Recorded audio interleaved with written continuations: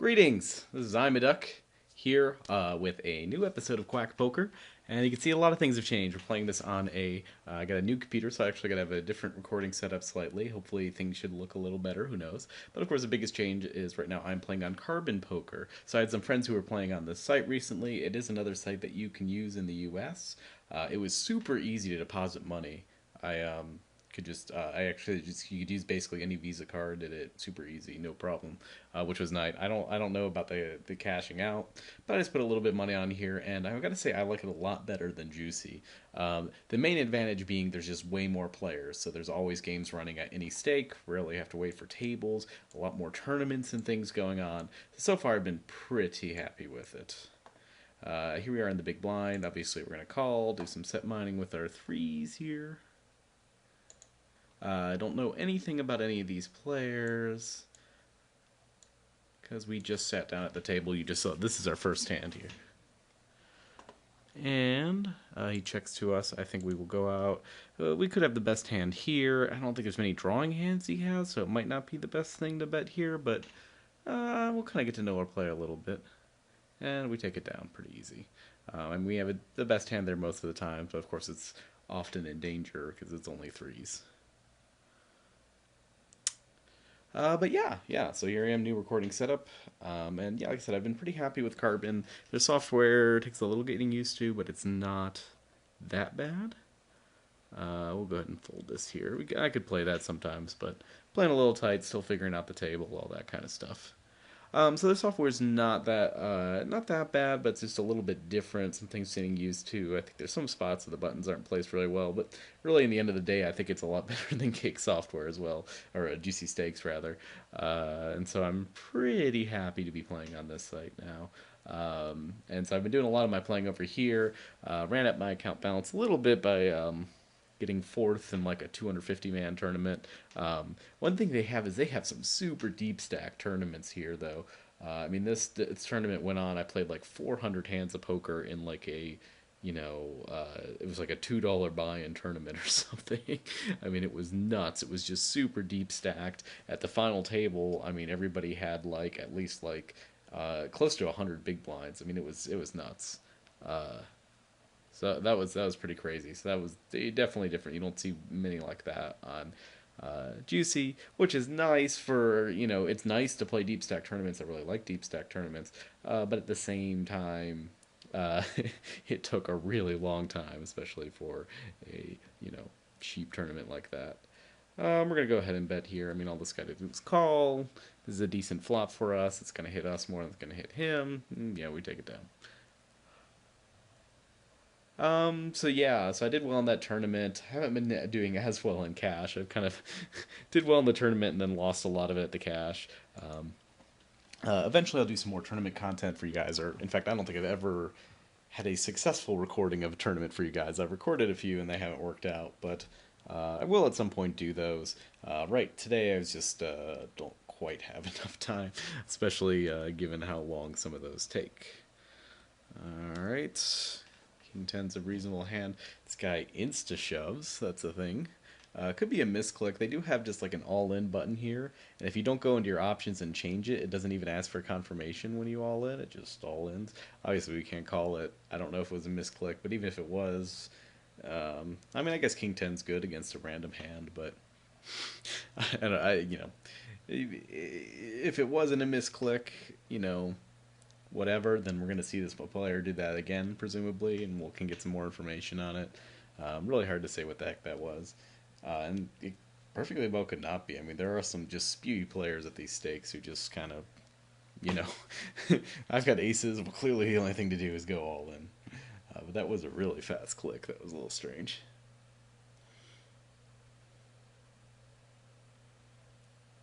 Because, yeah, you can't even pre-click the all. You can pre-click a raise, but you can't pre-click all in like that. So, I mean, I don't know. All right. In theory, we could call here. We're getting a decent price, but I'm gonna play a little tight for a little bit here. Would have flopped a pair. Not a great pair. And of course, if this guy shoves on us, that doesn't mean anything. Oh yeah, and I guess we were getting a decent price, but I didn't even look to see. I mean, this guy was short enough that even with that decent price, it's not as good when this guy's short stacks. That's a reason not to really call there necessarily. All right, Ace 10, another hand to play. Once we stop getting hands to play, I'll probably crack open the beer here, but in the meantime, yeah, I hope this new setup's working out well. I mean, it's actually not that different. I'm still using the same camera, same mic. I just switched over. I get a new laptop that's actually way more powerful than the desktop I've been recording on. So I think I'll get like a higher frame rate out of my video here, and should also just correct a lot of the issues. You know, I told you I recorded a bunch of episodes that never really made it here because there were a bunch of little issues, and I think this machine can handle everything, so I think we'll be fine.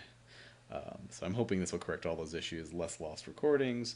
You can start getting this weekly postings, all that kind of stuff going again. Don't know what this guy is doing here. He just calls. I think we can profitably raise here. Can make it a little more than 3x for out of position here. We don't want this guy calling on us. He does anyway. I mean, if we'd made it 16, would he probably still call? Yeah, maybe if he's going to call the 14. So, I mean, I guess it's not too bad. I don't mind betting here, although I'm a little suspicious that somebody's got, like, you know, lower pocket pairs are in their range, and they're going to want to fight over this board. Granted, if we turn an ace, a 10, or a club, we're good. Here we got this guy just jamming again. So, I'm going to suspect that other one was not a misclick. I would guess it means he's strong, but at this point, obviously, we can't even take the risk. I mean, you know, we'll see what happens. If he's just doing that all the time, then eventually we're going to have a spot. We're going to be way ahead. Like, he doesn't have the price to make that type of bet. And we can really take advantage of it if he's doing that a lot. You know, so he can do that 10 times and maybe we'll lose our 20 or 30 cents or whatever, but then on the 11th time we call him with huge equity and, you know, win the pot. Again, I'm going to raise it here. Seems like this guy's calling a little loose, but our hand's not bad. We're on the button. A lot of good reasons to call here. See what this guy does. Okay, family pot. Not really excited about this. We do have position still, which gives us a reason to bet. But with the guy to our left being shovey here and everything else, in fact, and the guy to our right's been shovey too, and I mean, it does not seem like a profitable bet here four-handed. Now it definitely does not. If anybody's got a spade, granted, if it checks around here, I might believe that nobody does. But you know, I've kind of noticed that these lower stakes, you know, there's certain types of players, and there are players who won't bet but will raise a lot, and that might be what this guy is doing, is just waiting for us to bet here. I'm gonna go ahead and make a small bet. It can't be that bad, 22 cents to win the 48 here. And sometimes I found just, you know, if nobody out there has a spade, this will just take it down. If, okay, yeah, I mean, that was a bad turn. Bad river card for us, and also these two players that I really don't want to call called, so I think we just give up here. I mean, we could maybe bluff it, but I don't know what these guys are doing, so I'm fine with just checking. He's got an 8. I don't know if he was giving up the 8 there. I mean, this guy seems kind of sticky, right? This guy's 7 queen, so why is he... Oh, he's got the queen of spades, yeah. I mean, so I figured at least one of them could be on a spade draw, but when both of them call like that, and we don't know how often this guy's folding, then that's happening. Be right back.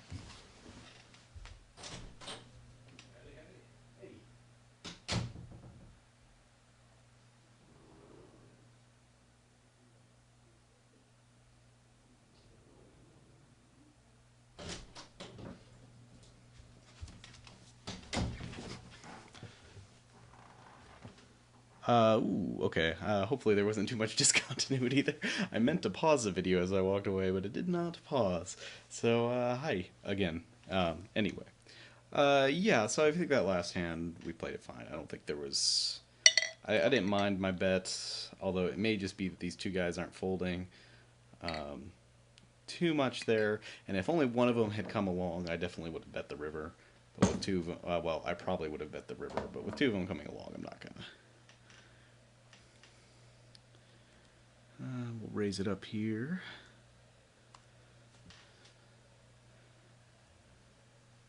Oh yes, so I didn't even talk about the beer. So the beer this week is one from New Belgium I haven't had before. New Belgium Rampant. Their Imperial Pale Ale. Imperial IPA, sorry, Imperial India Pale Ale. So we've had IPAs before, you know, those super hoppy beers. Imperial typically just means it's going to be more alcoholic, and typically with Imperial IPAs, it's going to be hoppier as well. So take everything we had before and just amp it up a bit. So we land 2 pair here, which means I will go ahead and raise it up. We don't know much about this player to our left here, but we'll see what he does. But I think we should start with a bet. This connects with a lot of hands here, so I mean, we expect him to call a decent amount of time, but of course he's never going to call. It's too scary a board for him to call with anything speculative, you know, even low pocket pairs and stuff like that. On a board like that, he's not going to call. But we haven't seen him be spewy or aggressive or anything, so I don't really see any reason to just check and see what happens or anything either. So yeah, so this is the Imperial IPA from New Belgium. I have not had it yet. If you've noticed, so New Belgium, you can get them most anywhere. So you've probably seen them in your grocery stores, fancy places, whatever. At least, yeah, I'm pretty sure you can. I mean, they're one of the bigger craft breweries. Um, but they recently rebranded all of their stuff into sort of a more modern looking thing, which I kind of don't actually like their new branding, but it's okay. It's interesting. It catches the eye, at least if you're not used to seeing it. But so debates between like raising and calling here. It's a big bet he made, so it's possible he's got some like pocket pair or something and he's willing to go nuts with it. I'm fine with doing the raise here. We're out of position, so I just kind of prefer to raise because there's just a lot of turns he's going to check back. Um,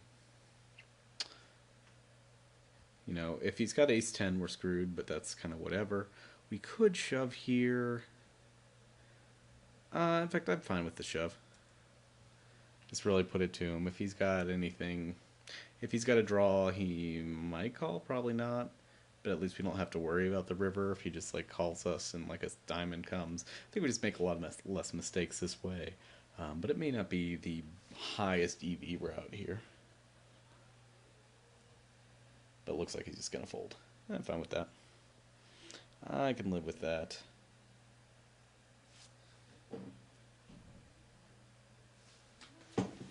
Oh.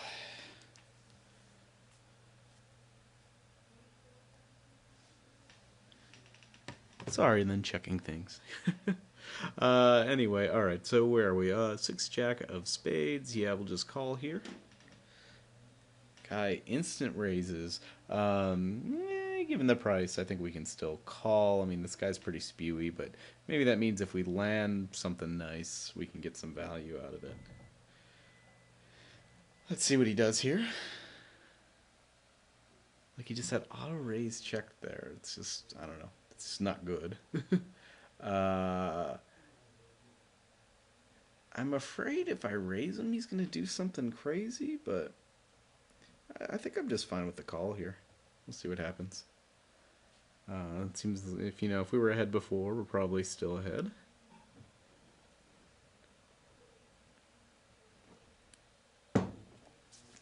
We've seen this guy do some weird things, shoving. Now he's potting it. I mean, very easily could have ace 10, ace 9 here, but very easily could just be like aggressive and just clicking buttons that has no idea what he's doing. But we're just gonna fold.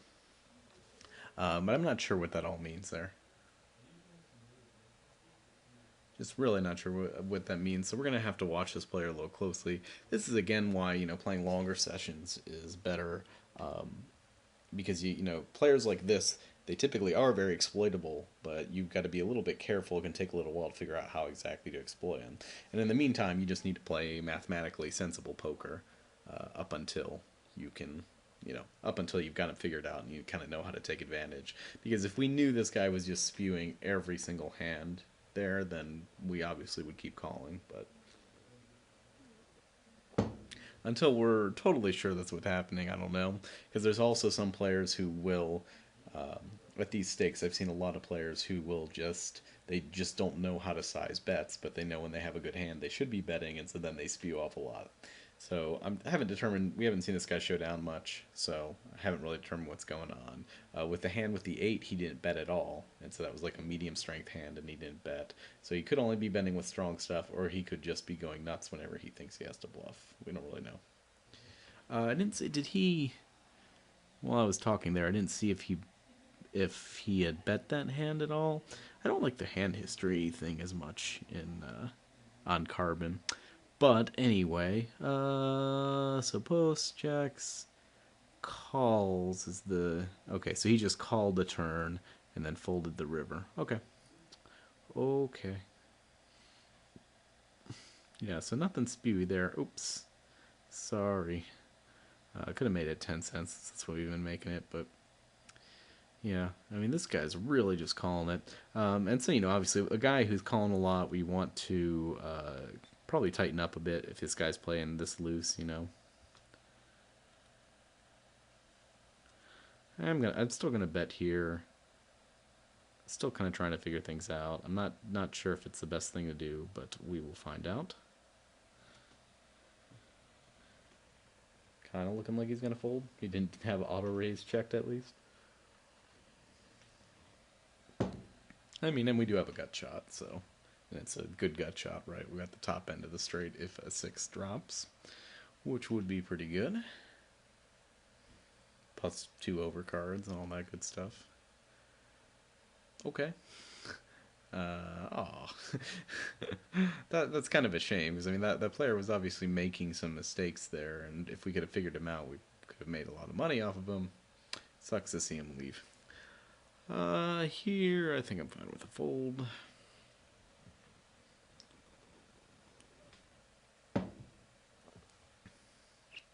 So we got a short stack sitting to our left, which is never that fun because they're going to just be very aggressive and they can shove pretty easily, and you've got to make some tougher decisions. But usually, overall, playing against short stacks is pretty profitable because they have to shove so often, given the odds. I'm fine with a fold here. And again, that was that. With him being so short stacked, it didn't seem profitable to call with those. I might call against some players, but guy just sit down and he's short stacked. Even if we get it in, it's not great odds for us. Meaning, even if we hit a pair or something on the flop or whatever, like the odds of us hitting the best pair are kind of slim, and we could get stuck in really weird positions with weaker hands like that. Drawing hands are best when you're deep stacked, and so if he's not, then that's not a good place to call. Feeling a little loosey-goosey playing around here. We're going to raise this up. I wouldn't always raise this up, but feeling a little loose.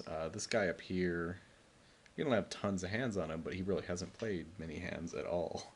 And so we can kind of guess he's fairly tight, and so I don't mind trying to steal his blinds. I could also raise this up, but still just kind of feeling it out.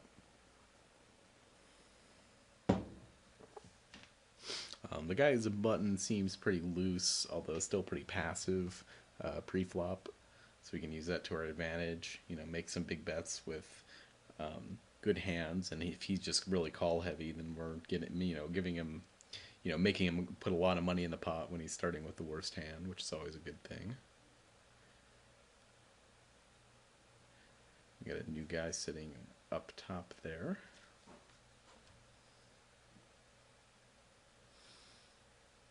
But yeah, and look, when we play on Carbon, we get to have our little QuackPoker icon there and everything. Get to do a little advertising. Not that I don't think anybody's going and Googling it, but they might. They could, in theory.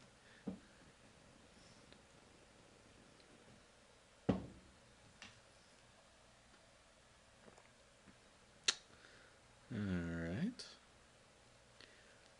This guy's tight enough that I don't really... I think it's better just to call because he's tight enough that if I raise and he calls, he's probably got a better hand than us. So I'm fine with just the call here. A decent flop for us. Let's see what he does.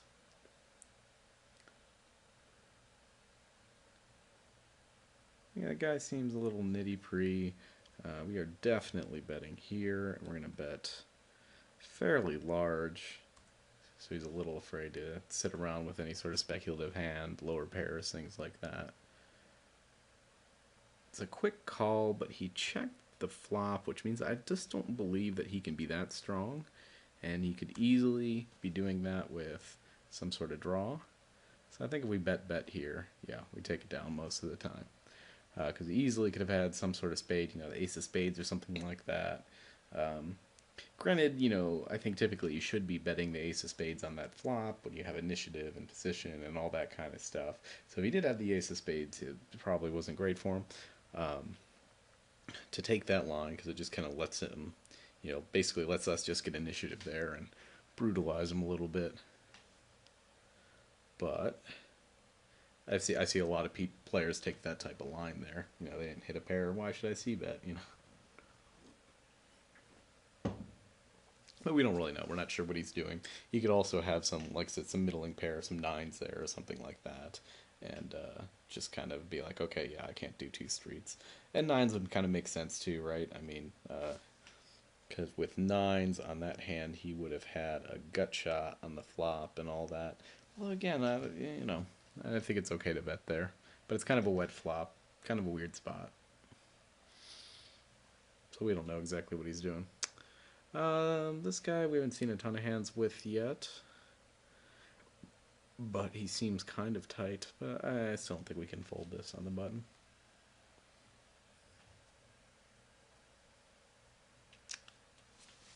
Deep in thought here. So I like. Okay, that's like a decent flop for us.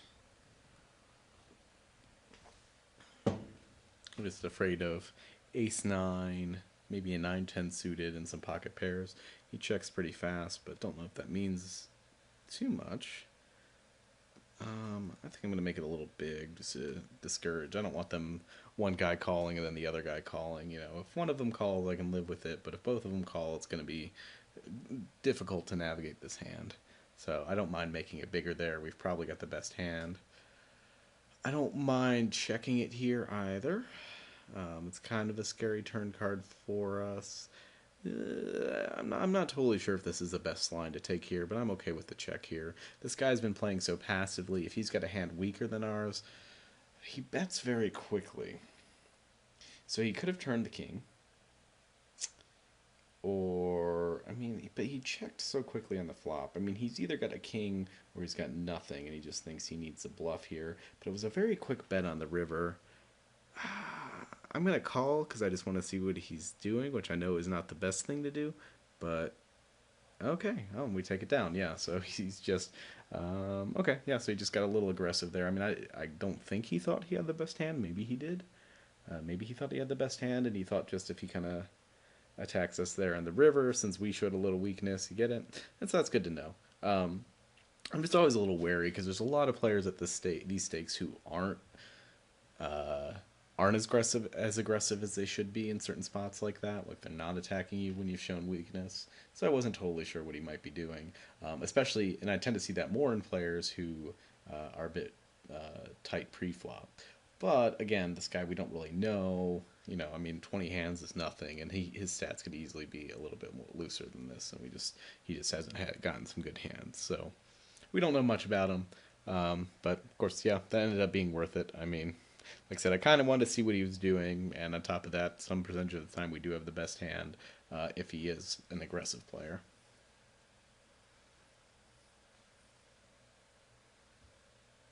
It was a good call by us. We'll get the pat in the back for that one. So I really do like this Imperial IPA. Sometimes you'll see double IPA thrown around, and I guess I didn't actually look at the style guidelines to see what the technical difference is about that. If there is a difference when you call it double IPA versus Imperial IPA, they might kind of be the same thing. I mean, for sure, breweries have their own definitions of these things, and they're kind of all over the place. But there are style guidelines for these things. But I would say that yeah, compared to like other double IPAs I've had and other Imperial IPAs, this one is very nice. It's pretty balanced. I mean, it's definitely a little more hoppy than the standard IPA, but it's not like offensively so. You know, it's pretty tolerable. I like it. So this is again the new Belgium Rampant. So I think it's just pretty nicely balanced. We're gonna just check here. We're kind of done with this hand here. It was worth seeing a flop. I mean, this guy could check in some world, but he's not. We could hope for a king to come on the turn, but it's not gonna. Yeah. I mean, we just don't have the odds, especially with this guy being so short up here. There's no reason that, like, this is a horrible price if we're just trying to hit the gut shot here, because there's a good chance that queen and 10 isn't, our queen or our 10 or both of them aren't good if either of them hits. So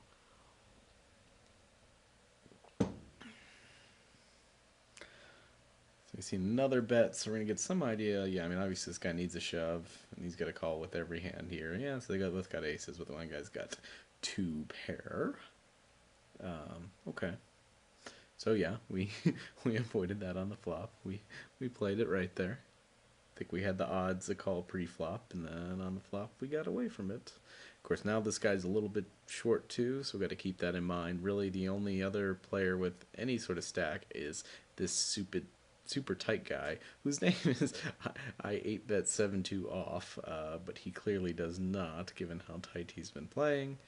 Can't raise here. We're just gonna fold. So yeah.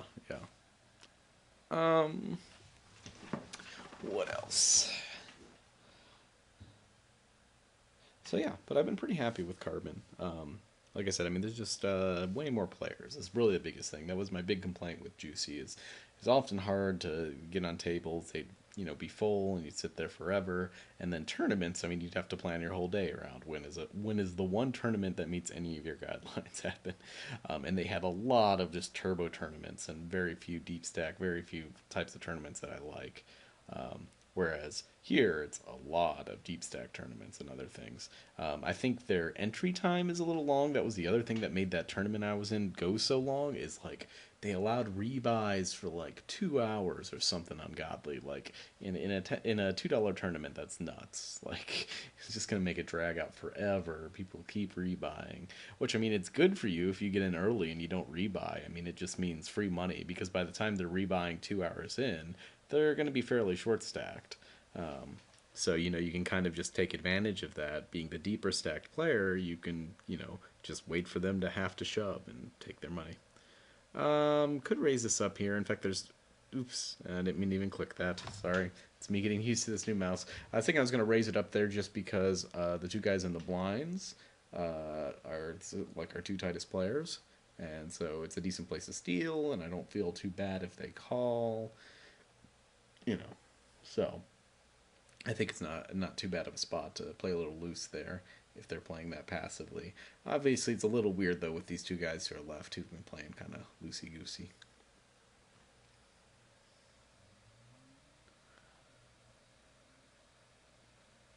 Guy raises. What does Grinch say?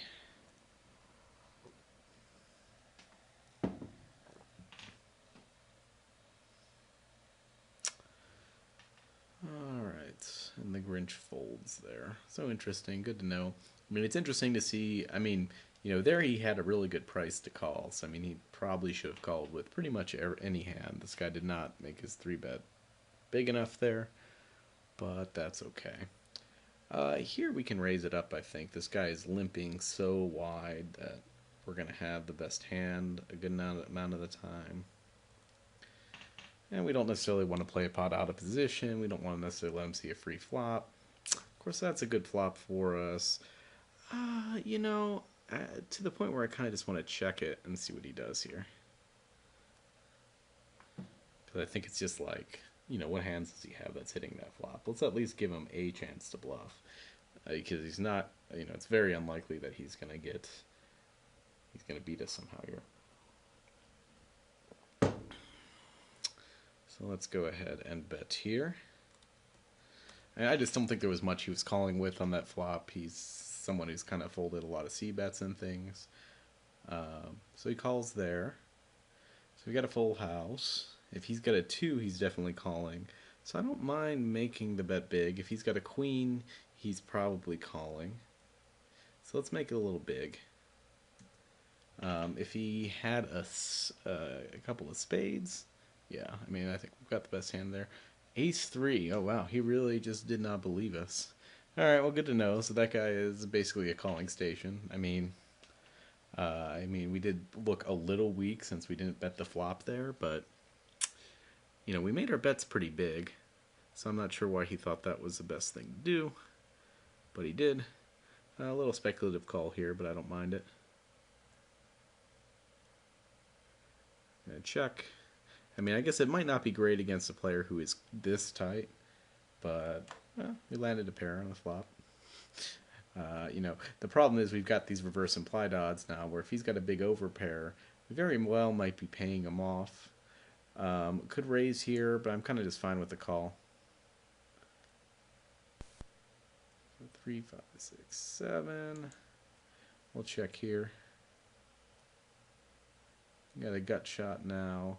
He bets very quickly. I'm going to call one more time. We've got the gut shot. Decent chance we still have the best hand. Obviously, if he makes it big, it's not a great river for us there. If he makes it big here, we're just going to have to fold. But it's kind of interested to see what happens here. Oh, he's got an 8. Gross. Yeah, I'm glad I didn't raise the flop there. Interesting that he's got an 8-9 suited. Okay, yeah. He's been playing pretty tight. For him to raise that under the gun +1, that's kind of interesting.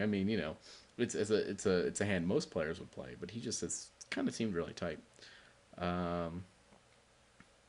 Bets so fast on the turn, which I guess makes sense. So we kind of know when he bets fast. Typically, in general, you think when somebody bets fast, it means they didn't have to think very much. And so that's often a very polarizing play where it means either they've got a really strong hand or a really weak hand. They've got a really strong hand and they know they need to bet because their hand's so strong, or they've got a really weak hand and they just know they have to bluff, which typically it's more the former than the latter. It's usually they have a stronger hand when they bet that fast. But sometimes they're just sitting there with their hand over the bet. They're like, I'm not going to win this unless I bet, and I'm going to bluff this guy because he's full of shit, and, all that kind of stuff.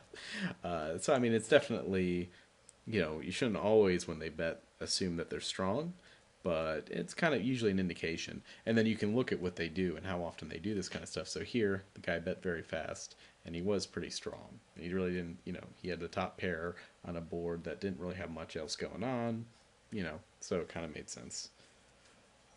This guy raises us, but we still got the odds to call. This bet's just too small there. Not a great flop for us. If he checks to us, he's been so sticky that we probably can't do anything here. And when he bets like this, obviously, we just have to fold. This hits his range way more than it does. Yeah. Enough said. We've got some backdoor draws, but it's just not worth it.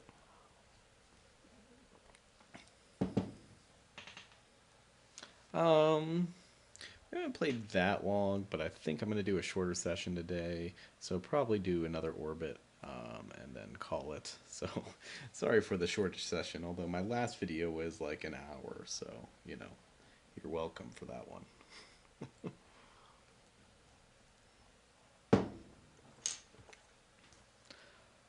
Alright, got some 5s.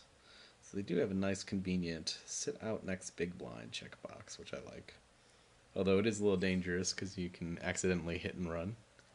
Yeah, that's one thing I've noticed on this site, which is kind of weird. There's a lot of hit and run people on here, who just hit a big hand and will immediately leave the table, not even wait for their big blind or anything.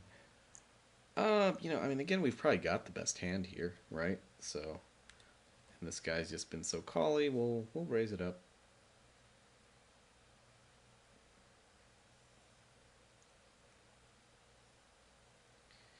And we still probably have the best hand. There's a decent number of hands he has that have 10s in them, but I don't mind betting here.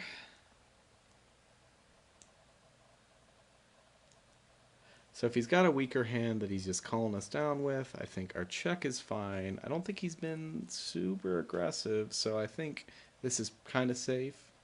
If he bets here, we're going to have quite a decision to make, but I think the check decide is kind of fine here. Just a little bit of, pot control. Granted, it's harder to pot control when you're out of position, which is one of the reasons it's great to be in position, but yeah. He's kind of timing out here. I don't know.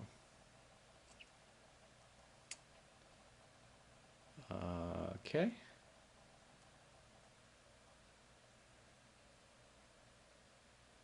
He thinks a lot and then bets 52 cents. I think this is a really weird spot. We don't, this session's still a little too short. We don't really know what's going on with this guy. I think we're just going to call, though. It's just such a weird spot. And I hope that call went through. Though wouldn't really mind not. I don't know. It's just kind of just such a weird spot. I mean, I would say he shows up that there tens a lot, but yeah, just I mean, I wish I could give a good defense as to why I called there, but it seemed weird. I mean, it seemed like any aggressive player is probably going to bet there because it's just like looks like such a dry board, right? It looks like such a dry board, and we bet flop and then showed weakness on the turn, and so that's just kind of your typical like, oh, I'm gonna, you know, it just made us look like we were bluffing and giving up, and it was kind of the perfect type of board to bluff give up like that. So that means when he bets back there, that kind of looks like a perfect board for him to attack us. And so that was kind of my thought process, even though I wasn't sure just how often this guy was going to be bluffing. I mean, he seemed a little more aggressive, and I actually don't have the aggression. The stat. I'm on a different computer, and I haven't fixed these stats. I like to have like the aggression factor and things up on there. Granted, those don't tell you a ton, but I don't know. He's been a bit. He seemed a bit aggressive. I don't know. It seemed like within the realm of possibility, and I thought even sometimes maybe he had fours there, and like thought those were a big hand because we saw this guy, calling us down with ace high and things like that. I don't know. I don't know. But it seemed worth the price, and it was nice that he didn't bet on the river. That was generous. We got it all in on the flop here. King Queen versus Ace King. Yeah, I mean that guy. So this guy is just super stationy. I mean, just super stationy, and he's just giving out money as a result. Granted, it was a little odd. I didn't see. So the Grinch had Ace King. We can fold this. I mean, it's not a bad hand to call with there, but this guy's so tight. Excuse me. So the Grinch there had the Ace King. Here, I'm looking at from the poker tracker hand history. So he's got the Ace King there, and what did he do? He posts, raises pre. Sorry.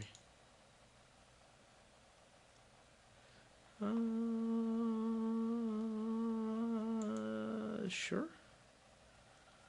I got an ace. We're in the cutoff. Whatever. Um, yeah, and so they just get it all in on the flop, the ace king versus the king queen. And so Big Screwy is the one. So I mean, maybe he's a bit tilted or something from that hand with us. I don't know. He was like, I could have bluffed him off on the river. I don't know. I don't know.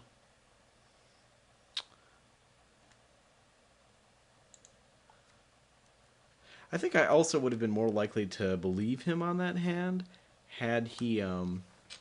This is a little loose just because Big Screwy's been kind of screwing around, but I don't mind it. That's a good turn for us. Since Big Screwy has been known to call us down with like weak pairs and things, I don't mind betting again here. Probably could even make it a little bit bigger. We probably have the best hand. There's a chance, though, he's just calling us with ace high like he's done before. Possible he's got a queen. Who knows? Oh, he gives up a pot. Look at that. Sticky guy. I think this will be our last hand, and I think we're folding it.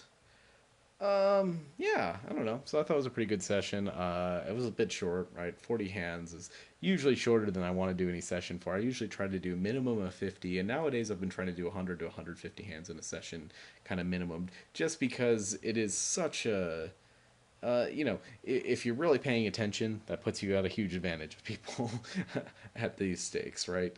Really, just paying attention to the game because most players aren't. You know, a lot of players, especially at these stakes, are just watching TV, hanging out, whatever, or they don't even know what to pay attention to, and they're just not keeping track of things. They're not thinking about what other players are doing, or they're just having a beer, chilling, whatever. But we have beer, but we have competitive beers, right? We still get in there and fight and pay attention and all that while we're drinking. Um, anyway, so yeah. So I think you're just at a huge advantage if you're paying attention to your other players, and so uh, and the more information you get from them, the more ways you have to exploit them. Players at these stakes are just tend to be more exploitable in general because the less good you are, the more exploitable you are in general. Um, so yeah.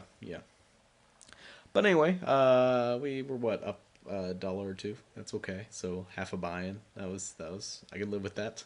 Uh, Repairing little damage I've had from some earlier sessions on here. Although I think I've just really, I mean, I think part of it I've just hit some variance. I haven't played. I think I've only played like 300 or 400 hands of cash on here so far. So I mean, it's not that much. So to say I'm down a bit just doesn't, down two buy-ins or something just doesn't really mean anything. Um, so yeah. Anyway, thanks for watching. And like I said, I'm gonna try to keep this up, doing this weekly. Probably gonna play more on Carbon nowadays, but we'll see. I don't know. Maybe Carbon will piss me off, and I'll go back to Juicy at some point. But right now, I've been pretty happy with it. So thanks for watching. Check out this beer. This is the again New Belgian Rampant, and have a good one.